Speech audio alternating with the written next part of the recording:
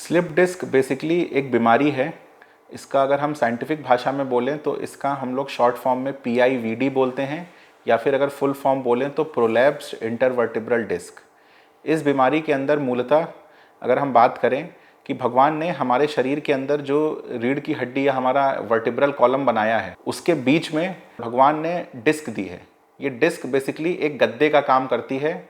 जब भी हम दौड़ते हैं, कूदते हैं या कोई भी एक्टिविटी करते हैं तो वो जो डिस्क होती है वो हड्डियों के आपस के टकराने को रोकती है, और जो उसका शॉक होता है बेसिकली उसको एब्जॉर्ब कर लेती है। तो हम कह सकते हैं कि ये डिस्क एक तरीके से शॉक एब्जॉर्बर का काम करती है। ये जो डिस्क होती है ये दो भागों में बनी होती है। पहला जो आउटर भाग है इसका, जिसको हम लोग बोलते हैं एनुलस फाइब्रोसस, और जो इसका अंदर वाला पार्ट है उसको हम लोग बोलते हैं न्यूक्लियस पल्पोसस। तो ये जो एनुअल फाइब्रोसिस होता है ये हार्ड होता है, फाइब्रस होता है, और ये जो अंदर वाला पार्ट होता है न्यूक्लियस पल्पोसस ये जेल टाइप का होता है। एक नॉर्मल डिस्क के अंदर ये न्यूक्लियस पल्पोसस चारों तरफ से एनुलस फाइब्रोसस से घिरा होता है और अपनी जगह पे ही रहता है। लेकिन डिस्क प्रोलैप्स के अंदर इस एनुलस फाइब्रोसस में टियर हो जाता है, गैप आ जाता है, और वह न्यूक्लियस पल्पोसस वहाँ से निकल के बाहर आ जाता है। और बाहर आने के बाद जो हमारी नसें होती हैं या जिसको हम लोग स्पाइनल कॉर्ड बोलते हैं, तो वह स्पाइनल कॉर्ड को दबाने लगता है। जब वह स्पाइनल कॉर्ड को दबाता है तो स्पाइनल कॉर्ड से वो एरिया जहाँ जहाँ सप्लाई हो रहा होता है वहाँ वहाँ पे शरीर में दिक्कतें होना शुरू हो जाती हैं। इस पूरी जो बीमारी है इसको हम लोग PIVD या फिर प्रोलैप्स्ड इंटरवर्टिब्रल डिस्क, या फिर सामान्य भाषा में कभी हम लोग बोलते हैं कि केवल डिस्क की बीमारी हो गई है, तो ये बोला जाता है इसको। स्लिप डिस्क बेसिकली 3 तरीके की होती है अगर हम बात करें तो। सबसे पहला प्रकार है जिसको हम बोलते हैं प्रोट्रूजन। प्रोट्रूजन के अंदर क्या होता है कि जो न्यूक्लियस पल्पोसस होता है वो बाहर की तरफ आ जाता है, लेकिन फिर भी एक पतला सा एनुलस फाइब्रोसस जो कि आउटर लेयर होती है डिस्क की, उसकी एक कवरिंग बची हुई रहती है। तो जब इस तरह की डिस्क होती है तो इसको हम लोग बोलते हैं प्रोट्रूजन। एक दूसरी तरीके की डिस्क होती है जिसके अंदर ये जो पतली सी जो लेयर बची हुई थी एनुलस फाइब्रोसस की, जब इसकी पतली सी लेयर भी ब्रेक हो जाती है और जो न्यूक्लियस पल्पोसस है वो बाहर की तरफ निकल के आ जाता है, तो उसको हम बोलते हैं एक्सट्रूजन। हालांकि ध्यान देने वाली बात यह है कि एक्सट्रूजन के अंदर इसका कांटेक्ट अभी भी डिस्क स्पेस से और एनुलस फाइब्रोसस से बना रहता है। और इसके अलावा एक तीसरा तरीका भी है। तीसरी टाइप है बोल सकते हैं, उसको हम लोग बोलते हैं सिक्वेस्ट्रेशन या सिक्वेस्ट्रेटिंग डिस्क। सिक्वेस्ट्रेटिंग डिस्क में क्या होता है कि न्यूक्लियस पल्पोसस पूरा का पूरा बाहर आ जाता है और वह आके नसों को दबा रहा होता है, तो इसको हम लोग बोलते हैं सिक्वेस्ट्रेटिंग डिस्क।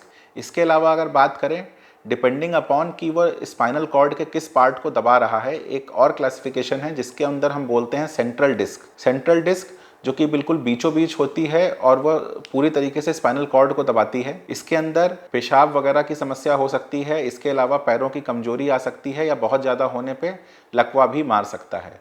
इसके अलावा एक दूसरा टाइप होता है जिसको हम बोलते हैं पैरा सेंट्रल।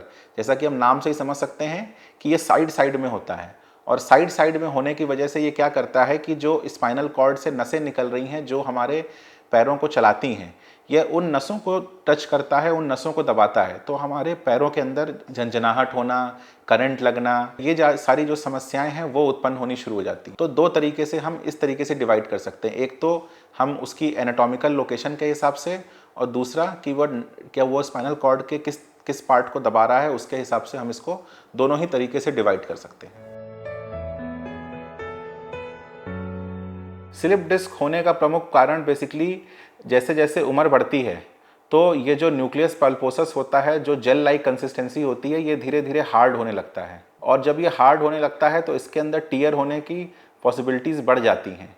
और जैसे ही जब हम ज़्यादा एक्टिविटी करते हैं, जैसे दौड़ना, कूदना, या फिर उम्र के साथ, बढ़ते उम्र के साथ भी इस एनुलस फाइब्रोसस के अंदर टियर हो जाता है और यह न्यूक्लियस पल्पोसस जो है वो बाहर निकल के आ जाता है, और इसी वजह से फिर PIVD की समस्या उत्पन्न होती है। स्लिप डिस्क का खतरा जैसे जैसे उम्र बढ़ती है तो वैसे वैसे बढ़ना शुरू हो जाता है। अगर हम बोलें कि 30 वर्ष की उम्र के बाद से ही धीरे धीरे वो जो डिस्क होती है उसके अंदर न्यूक्लियस पल्पोसस होता है, उसके अंदर पानी की कमी आना शुरू हो जाती है धीरे धीरे।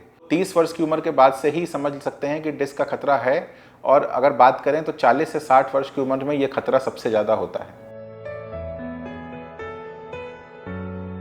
स्लिप डिस्क के लक्षण विभिन्न प्रकार के हो सकते हैं।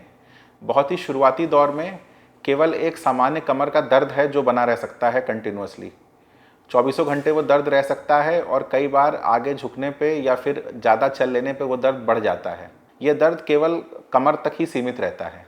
लेकिन जब यही डिस्क नस के एक बड़े हिस्से को दबा देती है या स्पाइनल कॉर्ड में पैरों को सप्लाई होने वाली नसों को दबाती है, तो उसके बाद पैरों के अंदर झंझनाहट, पैरों के अंदर करंट सा लगना, अजीब सा एक दर्द का उठना, जो कि दर्द 10-15 मिनट चलने के बाद बढ़ जाता है और जब हम आराम करते हैं या फिर झुक के चलना शुरू करते हैं तो घट जाता है। तो इस तरह की दिक्कतें हो सकती हैं। अक्सर लोग इसी को शियाटिका बोलते हैं कि शियाटिका का दर्द हो रहा है। ये शियाटिका का दर्द बेसिकली डिस्क की ही समस्या है, जबकि डिस्क एक पर्टिकुलर नस को दबा रही होती है जो कि पैरों को सप्लाई करती है, तो उस सप्लाई वाले एरिया में झंझनाहट और करंट जैसी चीज़ें हो रही होती हैं। पीआईवीडी की डायग्नोसिस के लिए आपको एक स्पेशलिस्ट ऑर्थोपेडिक सर्जन या न्यूरो सर्जन के पास जाना पड़ेगा। वहाँ पे जब आप जाएंगे, अपनी समस्या बताएंगे, तो वो आपका डिटेल में एग्जामिनेशन करेगा और डिटेल में एग्जामिनेशन करने के बाद ही ये पता चल सकता है कि डिस्क की समस्या है कि नहीं है। इसके साथ ही कुछ तरह की जांचें होती हैं जो कराई जाती हैं, जिसके अंदर एक्सरे है, रीढ़ की हड्डी का एक्सरे, इसके अलावा एमआरआई, कमर का एमआरआई एक बहुत इंपॉर्टेंट रोल प्ले करता है पीआईवीडी की डायग्नोसिस के अंदर। पीआईवीडी का जो इलाज है उसके कई फेजेस हो सकते हैं। सामान्यतः सबसे पहले तो इंसान को जर्की एक्टिविटीज़ को रोकना होता है। जैसे कोई इंसान अगर किसी ऐसे रास्ते पे जा रहा है जहाँ पे बहुत उबड़ खाबड़ है, गड्ढे हैं, तो हम उसको बोलते हैं कि वो थोड़ा सा अगर उस रास्ते को अवॉइड कर सके तो वो बहुत ज़्यादा ज़रूरी चीज़ है। इसके अलावा हम बेल्ट वगैरह भी देते हैं, जिसके बेल्ट लगाने से पेशेंट को काफ़ी आराम रहता है। इसके अलावा कुछ दवाइयाँ हैं जो हम प्रिस्क्राइब करते हैं। दवाइयों के अंदर सबसे पहले तो एक सिंपल पेन किलर, जिसको हम सामान्य भाषा में एनसेड बोलते हैं, वो दे सकते हैं। इसके अलावा फिजियोथेरेपी का बहुत इंपॉर्टेंट रोल है इसके अंदर, क्योंकि फिजियोथेरेपी से अपनी जो डिस्क होती है उसको कम कर सकते हो और जो आपके पेन है उसको भी आराम मिल सकता है। इसके अलावा अगर बात करें, यदि दवाइयाँ, फिजियोथेरेपी, इन सब किसी भी चीज़ से आराम नहीं मिल रहा है तो उसके बाद नसों के अंदर सीधे एक इंजेक्शन भी लगाया जाता है। बेसिकली स्टेरॉयड के इंजेक्शन्स होते हैं जो सीधे नसों के अंदर लगाए जाते हैं, तो वो ट्रीटमेंट भी किया जा सकता है। अगर किसी भी पद्धति से फ़ायदा नहीं हो रहा है तो फिर बहुत ही कम केसेस के अंदर सर्जरी के लिए कहा जाता है। सर्जरी का रोल बहुत ही लिमिटेड है, क्योंकि देखा गया है कि 5 साल 6 साल के बाद वो समस्या वापस से आनी शुरू हो जाती है। तो बहुत ही लिमिटेड केसेस के अंदर सर्जरी की जाती है और सर्जरी भी कई तरीके से की जाती है। आज नई लेटेस्ट टेक्नोलॉजी में माइक्रो डिसेक्टमी आ गई है, जिसके अंदर एक बहुत ही छोटे चीरे से सर्जरी की जाती है और पेशेंट को सेम डे घर भेज दिया जाता है। इसके अलावा इंडोस्कोपिक स्पाइन सर्जरी भी होती है, जिससे बहुत ही कम चीरे से सर्जरी की जाती है, या फिर एक कन्वेंशनल जो पुरानी टेक्निक है सर्जरी करने की, जिसके अंदर प्रॉपर तरीके से खोल के जो डिस्क होती है जो कि दिक्कत कर रही होती है उसको निकाल लिया जाता है। तो ये सारा ही ट्रीटमेंट अवेलेबल है, डिपेंडिंग अपॉन कि पेशेंट की क्या ग्रेड है, क्या प्रॉब्लम है, कितने उसको सिम्टम्स हैं, उसी हिसाब से पेशेंट का इलाज किया जाता है। सही समय पे इलाज ना हो पाने पर पेशेंट की नसों के अंदर जो दर्द है वो बना रहता है और उस दर्द की वजह से पेशेंट की डेली एक्टिविटी हैम्पर हो जाती है और पेशेंट अपने काम पे जाने में असमर्थ हो जाता है। कई बार इतना ज़्यादा पेन होता है कि पेशेंट बिस्तर पे बेडरिडन हो जाता है और इसके अलावा बहुत ज़्यादा होने पे पेशाब तक रुक सकती है और पैरों को लकवा भी मार सकता है। इसलिए पीआईवीडी को बिल्कुल भी लापरवाही नहीं करनी चाहिए। अगर ऐसी समस्या महसूस हो रही है कि कमर में कोई दिक्कत है, नसों के अंदर झंझनाहट है, पैरों के अंदर झंझनाहट है, तो तुरंत ही अपने डॉक्टर से संपर्क करना चाहिए।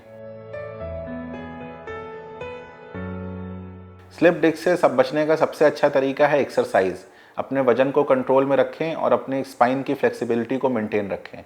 इसके लिए रेगुलर कसरत करते रहें, दौड़ भाग करते रहें, तो आपकी जो स्पाइनल कॉर्ड है जो स्पाइन है वो फिट बनी रहेगी और एक्टिव बनी रहेगी, उसके अंदर फ्लेक्सिबिलिटी बनी रहेगी।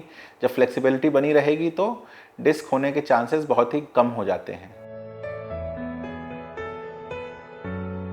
पीआईवीडी के अंदर फिजियोथेरेपी एक बहुत ही इम्पॉर्टेंट रोल प्ले करती है, क्योंकि दवाइयाँ बहुत लंबे समय तक नहीं दी जा सकती, क्योंकि दवाइयाँ जो भी हम दवाई खाते हैं वो शरीर को कहीं ना कहीं नुकसान तो पहुँचाती ही है। इसलिए पीआईवीडी के अंदर फिजियोथेरेपी एक बहुत ही सबसे ज़्यादा प्रभावशाली अगर मैं ट्रीटमेंट की बात करूँ तो वो फिजियोथेरेपी ही है, और सबसे इम्पॉर्टेंट रोल पीआईवीडी के अंदर फिजियोथेरेपी का ही है। फिजियोथेरेपी के अंदर भी बहुत सारे तरीक़ों से हम पीआईवीडी के अंदर फिजियोथेरेपी करते हैं, जिसके अंदर शॉर्ट वेव डायथर्मी, जिसके अंदर मशीन के द्वारा एक सिकाई की जाती है और जो वेव्स होती हैं वो अंदर तक जाती हैं और वो सिकाई करती हैं। इसके अलावा ट्रांसक्यूटेनियस इलेक्ट्रिकल नर्व स्टिमुलेशन, जिसको हम शॉर्ट में टेंस बोलते हैं, तो टेंस थेरेपी भी दी जाती है। इसके अलावा अगर हम बात करें तो इंफ्रारेड थेरेपी आईएफटी थेरेपी भी हम फिजियोथेरेपी के अंदर देते हैं पीआईवीडी के पेशेंटों के अंदर। इसके अलावा कन्वेंशनल तरीक़ों के अंदर लंबर ट्रैक्शन होता था, जिससे हम कमर में खिंचाव लगाते थे और पैरों में खिंचाव लगाते थे, जिससे कि पेशेंट को आराम मिलता था।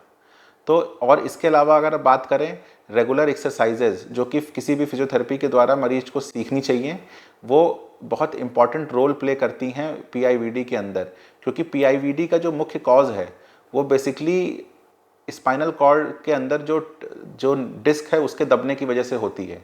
तो यदि हम फिजियोथेरेपी वगैरह करते हैं तो बहुत जल्दी हमारे सिम्टम्स कंट्रोल में आ जाते हैं और हम वापस से अपनी नॉर्मल लाइफ जीने लगते हैं।